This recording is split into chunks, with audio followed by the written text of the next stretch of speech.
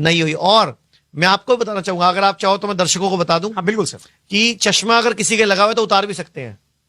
अगर किसी के चश्मा लगा हुआ है तो उतर जाएगा। कैसे सर?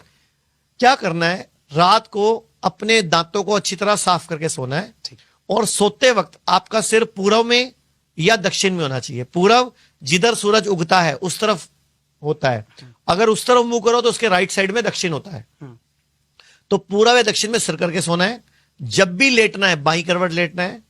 सुबह उठ के अपनी बॉडी को हिलाना है, बिस्तर पे पड़े पड़े इतना हिलाना है कि ब्लड सर्कुलेशन पूरी बॉडी में फैल जाए। क्योंकि हमारी बॉडी में 5 लीटर खून है। रात को 2.5-3 लीटर खून पेट पे आ जाता है। तो घुटनों में कम होता है, एड़ी में कम होता है, गर्दन में कम होता है, सिर में कम होता है। तो पूरी बॉडी में एक साथ वो घूम जाए। तो बॉडी को हिलाया, उठ के बैठ गए। अच्छी तरह हाथ रगड़ने हैं, इतने रगड़ने हैं गर्म हो जाए। और उसको ऐसे आंखों पे लगाना है। 10-20 सेकंड रोक के रखना, चेहरे पे मल लेना है। अपनी लार लेनी है, अपनी स्लाइवा लेनी है, अपनी लार लेनी है जो मुंह में रस बनता है। इसको आंखों में काजल की तरह लगा लेना है। और उसके बाद ये 3 उंगलियां ऐसे रखनी है। 7 बार ऐसे घुमाना है, 7 बार ऐसे घुमाना है। उसके बाद 25-30 बार इस तरह घुमाना है और 25-30 बार उल्टा घुमाना है। और दोबारा हाथ रगड़ने हैं, गर्म करने हैं और आंखों पे लगा लेने हैं। 2 मिनट में एक्सरसाइज पूरी हो जाएगी। और 10 से 15 दिनों में 0.25, 0.5 नंबर का चश्मा उतर जाएगा। अगर आपका चश्मा 2 नंबर का, 2.5 नंबर का, 3 नंबर का है तो वो 1-1.5 महीने में उतर जाएगा। और अगर आप इससे भी जल्दी चश्मा उतारना चाहते हो तो अपने घर के आसपास कोई भी पंचकर्म आयुर्वेद का सेंटर ढूंढ लो। आयुर्वेद का पंचकर्म सेंटर, वहां पे अक्षय तर्पण नाम की एक थेरेपी होती है, अक्षय तर्पण, वो भी साथ में करवा लो तो चश्मा भी उतर जाएगा। आपको सफेद मोतिया, काला मोतिया, कैटरैक्ट, ग्लूकोमा, आंखों में कुकरे होना, दाने होना, पानी आना, लाल रहना, वो सब भी ठीक हो जाए। बहुत बढ़िया जानकारी आज आपने हमारे दर्शकों को दी है। चश्मे की समस्या बहुत ज्यादा थी। बिल्कुल। मैं मनीष जी आपसे पूछना चाहूंगा आचार्य जी कि जो बच्चे हैं जो स्टडी कर रहे हैं, जो जिनका सपना है कुछ बनना, यूपीएससी क्रैक करना, डॉक्टर बनना, इंजीनियर बनना, तो आचार्य जी वहां पर होता है क्या है कि बच्चों का जो मेमोरी है वो आज की डेट में बच्चे हमें बताते हैं सर, हमें याद करते हैं, हम भूल जाते हैं। तो वहां पर आप हमारे दर्शकों में कई सारे बच्चे भी हैं, बहुत सारे स्टूडेंट जो यूपीएससी लेवल की, इंजीनियर लेवल की और एमबीबीएस लेवल की तैयारी कर रहे हैं, तो इस मेमोरी को कैसे अपने आप को स्ट्रॉन्ग कर सकते हैं? 2 तरीके हैं। नंबर 1, मेमोरी को स्ट्रॉन्ग करना और जो भी पढ़ो वो याद रह जाए आपको। हाँ। और आपको एक ही बार पढ़ने में रट जाए, मतलब बार बार पढ़ना ना पड़े, एक बार पढ़ो तो आपको।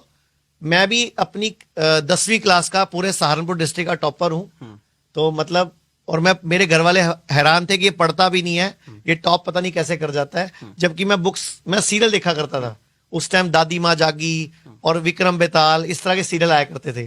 तो 10th क्लास में पूरा डिस्ट्रिक्ट टॉप हुआ था। मुझे 2 साल तक स्कॉलरशिप भी मिली थी उसके बाद, गवर्नमेंट ऑफ जो डिस्ट्रिक्ट कलेक्टर होते हैं उनकी तरफ से। सर मैं यहाँ पे पूछना चाहूंगा, आपका जो स्कूल का जो दौर था, क्या आपकी स्कूल और कॉलेज के दिनों में आपकी पर्सनालिटी बिल्कुल अलग थी और स्टूडेंट से, या फिर मतलब कैसी थी?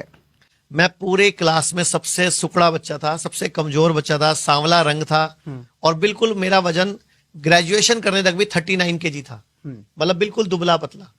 तो वो तो याद ही मत कराओ दिन। तो मैं आपको मेमोरी के लिए बताने लगा था। तो जितने भी लोग आईएएस बनना चाहते हैं या कोई कंपटीशन क्रैक करना चाहते हैं तो एक चीज सुनो ध्यान से।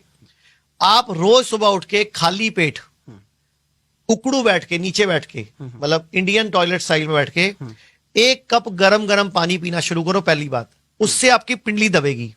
आप सबने कहावत सुनी है, अकल पैरों में होती है, अकल घुटनों में होती है, कई बोलते हैं अकल एड़ी में होती है, कोई बोलता है लंबे आदमी की होती है, कोई बोलता है फौजियों की होती है। तो क्यों बोलते हैं? हमारी पिंडली सेकंड हार्ट है। हमारे ब्रेन में कितना खून रहता है एक टाइम पे, कुछ आइडिया? आप बताइए सर। 150 ग्राम, 170 ml। और मेरी एक पिंडली में 250 ग्राम खून रहता है। तो दोनों पिंडली में कितना हो गया? 500 ग्राम। यानी कि सिर के मुकाबले 3 गुना खून कहां पड़ा है? पिंडली में। और अकल क्या है मेरी? पैरों में। पुरजों ने सिखाया हमें। हाँ। कहावत में, भाने में। तो जैसे आप उकड़ू बैठोगे या वज्रासन में बैठोगे, आपकी पिंडली दबेगी, वो सारा ब्लड आपके यूज आएगा। नंबर 1। नंबर 2, आपने 15 दिन में एक बार शिरोधारा करानी है, शिरोधारा। आयुर्वेद में पंचकर्म के अंदर शिरोधारा एक टेक्निक होती है। आपको लेटने के बाद सिर पे तेल गिराया जाता है, बहुत सस्ती थेरेपी है। 15 दिन में एक बार वो करा लेना, एक बार 2-3 बार करा लो, फिर 15 दिन में एक बार करा लेना। मैं कहता हूं इतनी तगड़ी आपकी मेमोरी हो जाएगी, आप एक बार चीज सुन लोगे ना, एक बार चीज देख लोगे ना, आपको याद हो जाएगी। बहुत बढ़िया। क्योंकि दिमाग में जो रसायन है, डोपामिन, ऑक्सीटोसिन, सेरोटोनिन और एंडोर्फिन, ये चारों एक लय में आ जाएंगे, ये चारों बैलेंस हो जाएंगे। इसका नाम फुल फॉर्म भी डोज बनता है, DOSC। D for dopamine, O for oxytocin, S for serotonin, E for endorphin. तो एक और काम करना है, नंगे पांव घास पे घूमना है। बहुत ये 2 काम कर लीजिए, आपकी मेमोरी शार्प हो जाएगी।